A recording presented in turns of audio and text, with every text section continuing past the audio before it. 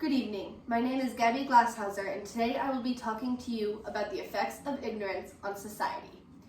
So, our plan for today is to start with our introduction, moving on to our overview, going to our claims, then to our conclusion, which is tying up these claims, leading into our solution, and then our works cited. So, our introduction. I started off with all my research with the research question, to what extent do the differences in education influence societal ignorance? This is important because ignorance impacts how everybody's daily life functions. Many people are misinformed about different things. They have different ideas on what something is, and when they're ignorant about something, it can influence how they act or how other people act. And this can also cause a lack of safety for some people or different actions that they can't do well. Moving on, my stimulus materials that I used was the speech to the UN and the letter from Birmingham jail. In the speech to the UN, I found that the main central ideas were climate change, immediate action, and willful ignorance. Similarly, in the letter from Birmingham jail, I found willful ignorance, but I also found themes of oppression and change. And overall, the main ideas and takeaways that I found from it were change and ignorance. Moving on to our overview, I've talked a lot about what willful ignorance is in a way, but not really the true hard definition. And this is when you know something is happening, but choose to ignore it. Or when you know maybe your belief is wrong and then don't move to find the information to prove that.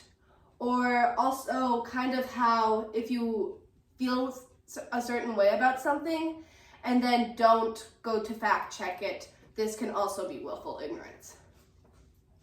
This influences how people make their everyday decisions and how they live their lives because of the way it makes them interact with society as a whole. When they find these ideas that they know and then they don't fact check them, this can cause them to be false, which can then cause them to teach other people incorrectly. Moving on to my claims, I'll be talking about climate change movements, social movements, health reforms, and the internet. So climate change movements.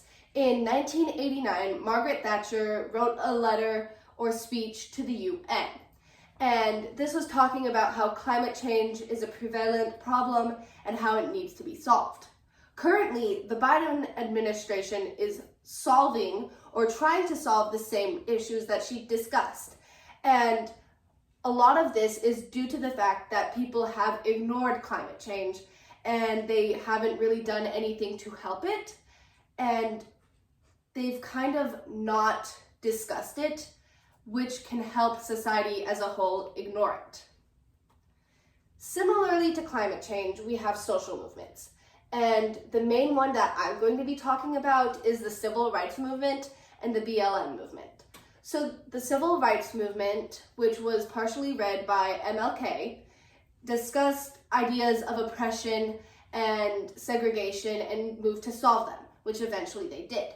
However, the BLM movements were talking about similar ideas of oppression, which they needed to solve.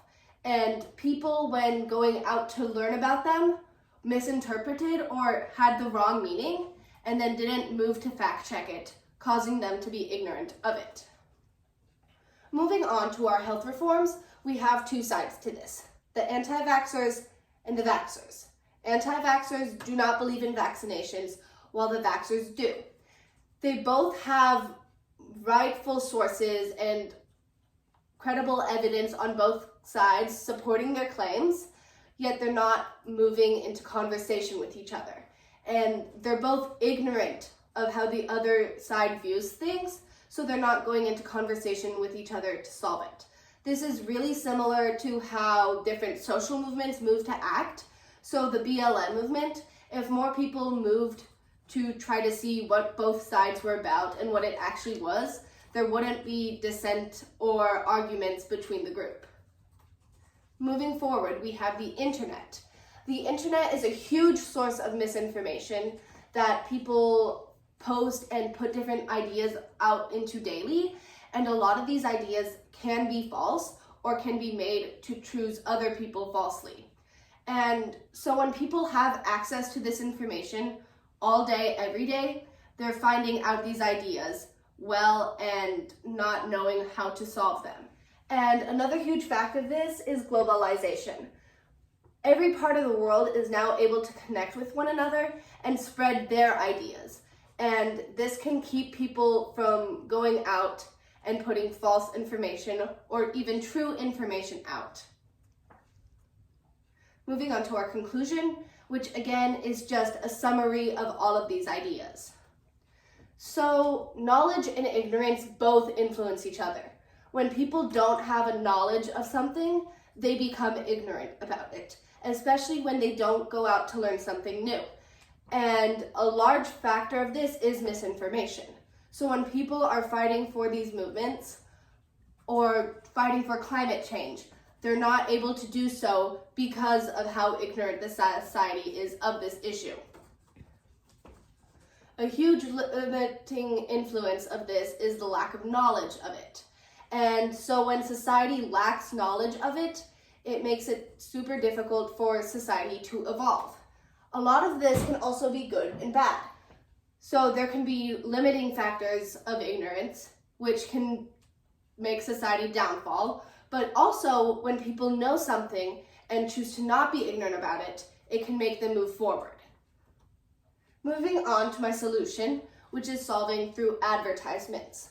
Advertisements can give people a huge plethora of knowledge that they're able to find easily, and especially when they're on their home driving from work or they see a billboard, they'll know what is happening, and this can help them know what's going on while in an easily accessible form. This can reach a larger audience and be easy to access, but then also not everybody listens to those ads, and they could be spreading misinformation, which leads us to our limiting factors and implications that maybe not all people are going to listen to them and actually learn from them, which is their intended purpose. But a huge limiting factor is the cost. Not all corporations are able to pay for this, and they're not able to pay for the script or the different filming materials for them. Here's my works cited.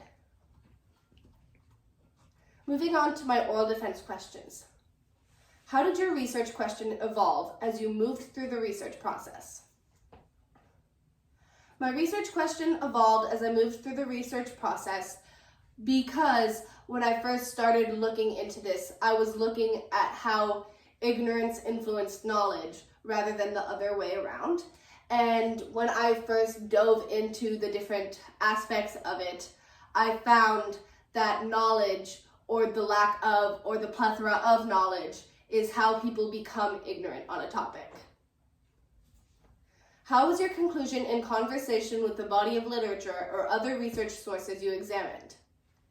My conclusion is in conversation with the body of literature and other research sources that I examined because the research sources made my conclusion. My conclusion was to create advertisements to help people learn about certain topics, and these topics are different in ideas and social movements. So the Black Lives Matter movement, if they had different advertisements out explaining what they were, it would help them create a better understanding of what they were as a whole, which could then help society not be ignorant on that topic. Thank you.